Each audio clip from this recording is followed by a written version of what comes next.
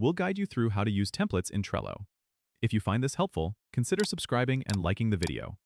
First, open Trello on your desktop and log into your account. Once you're in, go to the home page where you see all your boards. On the left-hand side, there's a sidebar with different options. Click on the Templates option. This will take you to the Templates gallery where you can see a variety of templates categorized by different purposes, like project management, team collaboration, personal productivity, and more. Browse through the categories or use the search bar at the top to find a specific template that suits your needs. Once you've found a template you like, click on it to view more details. You'll see a preview of the board, along with a description of what it's for and how it can be used. If it looks good to you, click on the Use Template button. This will create a new board in your Trello account based on that template. You can then customize this board according to your requirements.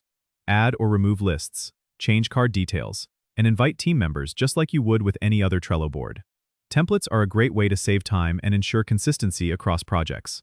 Remember, you can always go back to the Templates gallery to explore more options or get new ideas for organizing your tasks.